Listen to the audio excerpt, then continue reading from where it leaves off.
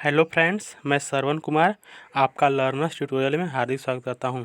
तो चलिए शुरू करते हैं आज की प्रैक्टिस सीरीज जो पर्यावरण पारिस्थितिकी के लिए तीसरी है और ये यूपी टेट के लिए बहुत ही महत्वपूर्ण है। तो शुरू करते हैं आज से क्वेश्चन। जो पहला क्वेश्चन है, वायु दाब किससे मापा जाता है? तो वायु दाब जो मापा जाता है बैरोमीटर से। जो विकल्प बी दिया हुआ है वो सही है। हम बाकी विकल्पों की बात करते हैं। बैरोमीटर में क्या होता है कि एक स्केल होता है जिसमें पारा तेजी से नीचे आता है, इसका तात्पर्य होता है कि बहुत तेज़ी से तूफान आने वाला है। अगर तेज़ी से गिरने के साथ ऊपर उठना शुरू होता है, इसका तात्पर्य होता है कि हल्की हवाओं के साथ बारिश होने वाली है। हम बात करते हैं थर्मामीटर की। तो थर्मामीटर जो होता है वो एक संयंत्र होता है जो कि एक डिवाइस के रूप में डिजिटल हम उपयोग करते हैं सामान्यतः मनुष्य के शरीर का तापमान मापने के लिए, जो फ़ारेनहाइट में बताता है। 98.6 फ़ारेनहाइट होने का मतलब है कि सामान्य शरीर का तापमान है, लेकिन उससे ज़्यादा होने पे बुखार या उसके लक्षण हो सकते हैं। बात करते हैं सिस्मोग्राफ की। विकल्प सी में दिया हुआ सिस्मोग्राफ से तात्पर्य होता है कि यह एक संयंत्र होता है जो कि मापन में आता है भूकंप की तीव्रता के लिए, जिस पे रिएक्टर स्केल और मार्कोनी स्केल लगे होते हैं। क्या होता है कि 1 से लेकर 10 तक उसमें पैमाने हैं, उस पर अगर 7 तक भूकंप है तो सामान्य भूकंप है, लेकिन उससे ज़्यादा की तीव्रता होने पे भूकंप जो होता है बहुत जनधन की हानि करता है। और हम बात करते हैं विकल्प डी की। तो विकल्प डी में दिया हुआ है हाइड्रोमीटर। हाइड्रोमीटर का तात्पर्य होता है कि ये जो होता है वातावरण में आर्द्रता की मात्रा के मापन के लिए उपयोग में लाया जाता है। ठीक है दोस्तों, चलते हैं अगले क्वेश्चन की तरफ। तो अगला क्वेश्चन जो दिया हुआ है, अगला क्वेश्चन है क्वेश्चन नंबर 2 और यह है, निम्नलिखित में से कौन सा रसायन आम पकाने हेतु प्रयुक्त होता है? तो जो प्रयुक्त होता है आम पकाने हेतु कैल्शियम कार्बाइड, जो विकल्प डी में दिया हुआ है सही है। कैल्शियम कार्बाइड क्या होता है कि सामान्यतः जब हम किसी फल को पेपर में लपेट रख देते हैं तो इससे एसिटिलीन गैस का निर्माण होता है, जिससे फल आसानी से पक जाते हैं। हम बात करते हैं विकल्प ए की। तो कैल्शियम कार्बोनेट दिया हुआ है। तो कैल्शियम कार्बोनेट का तात्पर्य होता है CO3, जो सूत्र होता है इसका। मनुष्य के शरीर में जो कैल्शियम की कमी होती है इसको दूर करने के लिए कैल्शियम कार्बोनेट का उपयोग किया जाता है। बात करते हैं विकल्प बी में कैल्शियम हाइड्रोक्साइड की। तो कैल्शियम हाइड्रोक्साइड जो होता है CaOH वोल्टाइस होता है, इसे बुझा चूना के नाम से भी जानते हैं। और हम बात करते हैं कैल्शियम क्लोराइड की। तो कैल्शियम क्लोराइड विकल्प सी में दिया हुआ है, जिसका तात्पर्य होता है इसका उपयोग फलों एवं सब्जियों में पोषक तत्वों के रूप में उपयोग में लाया जाता है। हमारा क्वेश्चन कंप्लीट था क्वेश्चन नंबर। चलते अगले क्वेश्चन की तरफ। तो हमारा क्वेश्चन नंबर 3 जो है, निम्न में से कौन सा सर्वाधिक उत्पादक पारिस्थितिकी तंत्र है? तो सर्वाधिक उत्पादक पारिस्थितिकी तंत्र है जो वो है उष्णकटिबंधीय वर्षा वन, जो विकल्प डी में दिया हुआ है। बात करते हैं उष्णकटिबंधीय वर्षा वन में, तो इनका विस्तार जो होता है पृथ्वी पे वो होता है विषुवत रेखा जो बीचों बीच काटती है उत्तरी ध्रुव दक्षिण ध्रुव को, तो उसमें 10 डिग्री ऊपर एवं 10 डिग्री नीचे इसका विस्तार होता है। इसमें जैव विविधता भी सबसे ज़्यादा होती है, जैव भार सबसे ज़्यादा होता है, और पारिस्थितिक तंत्र सबसे बड़ा पारिस्थितिक तंत्र इसमें ही होता है। बात करते हैं विकल्प ए की टुंड्रा में। तो टुंड्रा का तात्पर्य जो होता है यह एक बायोम है। वृक्षों की कम वृद्धि होती है क्योंकि तापमान कम होता है और मौसम अपेक्षाकृत छोटे होते हैं, जिसके कारण इनकी वृद्धि प्रभावित होती है। अब बात करते हैं हम बी की सवाना की। तो सवाना का तात्पर्य जो होता है, सवाना एक उष्णकटिबंधीय घास का मैदान है जहाँ पर पर्याप्त रूप से छोटे छोटे वृक्ष होते हैं या घास स्थल पाए जाते हैं। हम बात करते हैं विकल्प सी मरुस्थल की। तो मरुस्थल से तात्पर्य होता है कि रेतीला जो बहुत बड़ा मैदान होता है, वहाँ पे कुछ उगता उगता नहीं है, घास वूस होती नहीं है और बहुत ज़्यादा हीट होती है, उष्मा होती है इसमें। और जो वृक्ष होते हैं ये बहुत ही मतलब जैसे छोटे छोटे या बहुत बड़े वृक्ष ओक हो गए या फिर नागफनी ओकफनी वृक्ष पाए जाते हैं, जिसमें क्या होता है कि इनकी पत्तियाँ कटीली हो जाती हैं और जो मोमी पेड़ के रूप में होते हैं। ठीक है दोस्तों, चलते अगले क्वेश्चन की तरफ। हमारा क्वेश्चन नंबर 3 है, वायुमंडल की निचली परत कौन सी है? तो वायुमंडल की जो सबसे निचली परत होती है वो परत होती है क्षोभ मंडल, जो विकल्प सी में दिया हुआ है। तो बात करते हैं क्षोभ मंडल की। तो क्षोभ मंडल का जो तात्पर्य होता है वो सामान्यतः होता है कि इसका विस्तार जो होता है पृथ्वी पे 0 किलोमीटर से लेकर लगभग 18 किलोमीटर तक होता है। और इसमें क्या होता है कि मतलब मौसम की जितनी भी घटनाएं हैं सब इसी में घटित होती हैं। इसे संवहन मंडल अधो मंडल तक कहते हैं। और इसमें जो है 1 किलोमीटर बढ़ने पे 6.4 डिग्री सेल्सियस की कमी दर्ज होती है। ठीक है दोस्तों, बात करते हैं विकल्प ए की। तो विकल्प ए में जो दिया हुआ है समताप मंडल। समताप मंडल इसका नाम इसलिए पड़ा है क्योंकि इसमें ताप जो होता है समान ताप पाया जाता है। और हम बात करते हैं समताप मंडल में समान तापमान की। तो कभी कभी क्या होता है विषुवत रेखा पे इसका लोप हो जाता है और इसमें आदर्श स्थिति जो पाई जाती है वो जेट विमान या फिर फ्लाइट के उड़ने की आदर्श स्थिति होती है। कभी कभी क्या होता है कि मूलाभ मेघ का निर्माण इसी मंडल में होता है।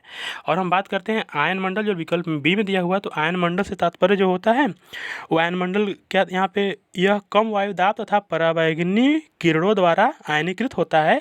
इसमें long radio wave E1 E2 तथा F1 F2 होने के कारण जैसे जो रेडियो तरंगे पृथ्वी जाती है वो पुनः वापस चली जाती हैं परावर्तित होकर, जिससे हम कहीं का भी स्टेशन कहीं सुन सकते हैं। जैसे BBC न्यूज़ हम इंडिया में सुन पाते हैं, इसका बेस्ट उदाहरण है। और हम बात करते हैं ओजोन मंडल की, विकल्प डी में दिया हुआ है। तो ओजोन मंडल से तात्पर्य जो होता है, ओजोन मंडल जो सामान्यतः होता है 32 से 60 किलोमीटर तक के बीच में पाया जाता है। और इसके मात्रक जो इसका मात्रक होता है वो होता है डाप्सन। और ओजोन मंडल जो होता है हमारी रक्षा करता है पराबैंगनी किरणों से, त्वचा कैंसर से। ठीक है दोस्तों, चलते हैं अगले क्वेश्चन की तरफ। तो क्वेश्चन नंबर जो हमारा 5 है, दक्षिणी गोलार्ध में सबसे लंबा दिन कौन सा है? तो दक्षिणी गोलार्ध में सबसे लंबा दिन जो होता है वो होता है विकल्प बी 22 दिसंबर, जो हमारा दिया हुआ है 22 दिसंबर सही है। अब हम बात करते हैं 22 दिसंबर की। तो 22 दिसंबर जो होता है दक्षिणी गोलार्ध सबसे बड़ा दिन होता है, और इसमें क्या होता है रात छोटी होती है, जो हमारा आंसर है। और हम बात करते हैं विकल्प ए की। तो विकल्प ए में जो दिया हुआ है 21 मार्च, तो 21 मार्च जो होता है, 21 मार्च को हम बसंत विषु के नाम से जानते हैं। और हम बात करते हैं 23 सितंबर की। तो 23 सितंबर जो होता है विकल्प सी में दिया हुआ है, 23 सितंबर जो जाना जाता है वो शरद विषु के रूप में जाना जाता है। और हम बात करते हैं विकल्प डी की 21 जून। तो 21 जून जो होता है वो 21 जून होता है जो हमारा उत्तरी गोलार्ध है उस पर सबसे बड़ा दिन पाया जाता है, और इसमें रात सबसे छोटी होती है। ठीक है दोस्तों, फिर चलते हैं अगले क्वेश्चन की तरफ। तो क्वेश्चन नंबर 6 है, भारत में प्रोजेक्ट टाइगर की शुरुआत कब हुई थी? तो प्रोजेक्ट टाइगर की जो शुरुआत हुई थी वो हुई थी 1973 में, जो विकल्प बी में है आंसर सही है। बाघ परियोजना इसे बोलते हैं। और बात करते हैं विकल्प ए की। तो 1972 में शेर परियोजना की शुरुआत हुई थी। जो शेर परियोजना शुरू हुई थी वो शेर संरक्षण परियोजना 1973 में, जिसे हम प्रोजेक्ट लायन के नाम से भी जानते हैं। ठीक है, बात करते हैं विकल्प सी की। तो विकल्प सी में दिया हुआ है जो कि 1974, इसमें क्या होता है कि घड़ियाल परियोजना या संरक्षण परियोजना के नाम से जानते हैं, क्रोकोडाइल संरक्षण परियोजना के नाम से जानते हैं। और हम बात करते हैं विकल्प डी की। तो विकल्प डी में दिया हुआ है जो 1992 क्या हुआ था कि हाथी संरक्षण परियोजना के नाम से या एलिफेंट प्रोजेक्ट नाम से जानते हैं, शुरुआत 1992 में की गई थी। ठीक है दोस्तों, क्वेश्चन को चला क्वेश्चन की तरफ।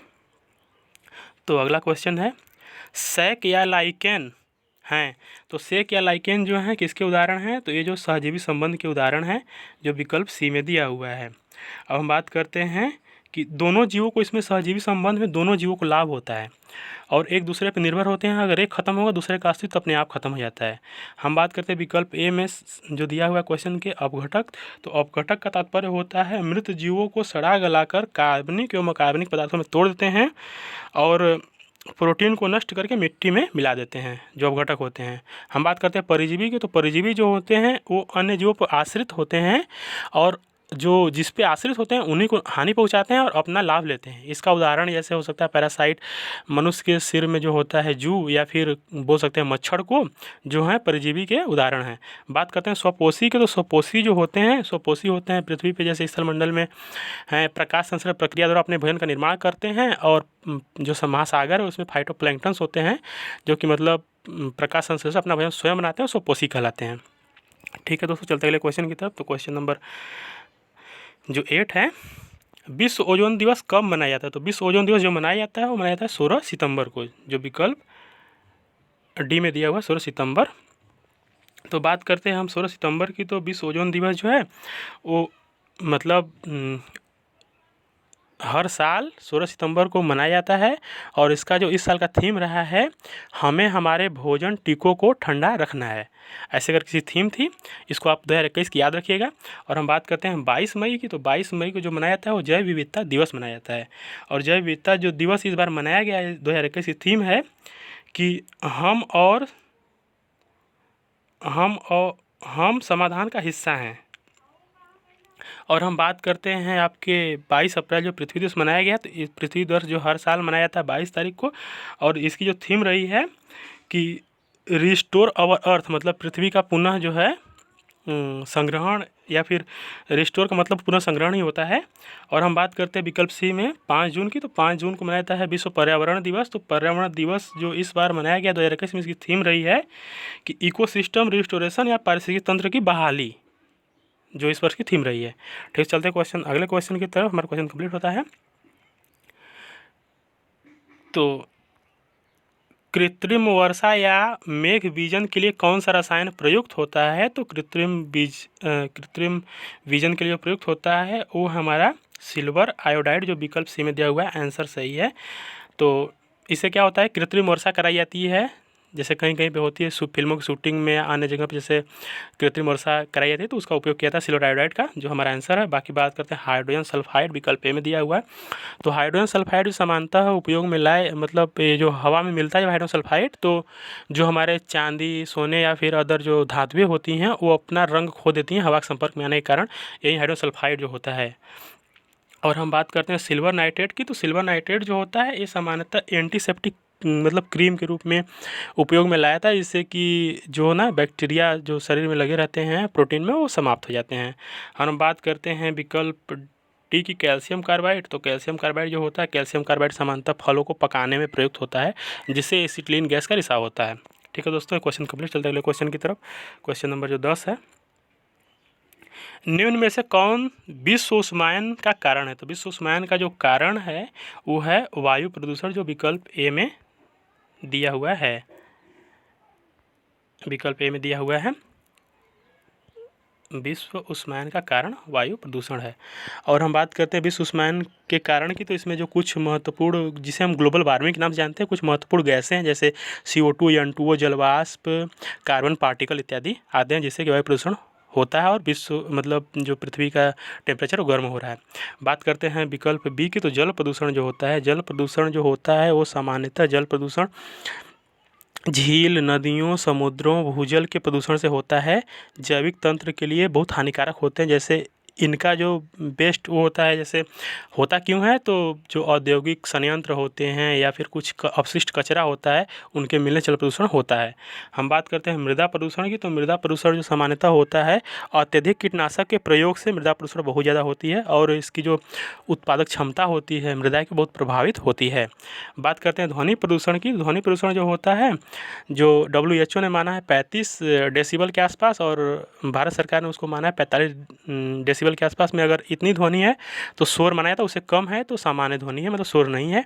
और जो इसके मतलब कारण है, मतलब ध्वनि प्रदूषण के वो कारण है कि जैसे बस हो गए, रेलवे ट्रैक हो गए, या फिर रेलें हो गई, या औद्योगिक संयंत्र जो बड़े बड़े होते हैं जो बहुत ज़्यादा आवाज़ करते हैं, या फिर पत्थरों का कटना जैसे, या पानी का बहुत तेज़ी से बहना, ये सब चीज़ें होती हैं ध्वनि प्रदूषण का कारण होती हैं।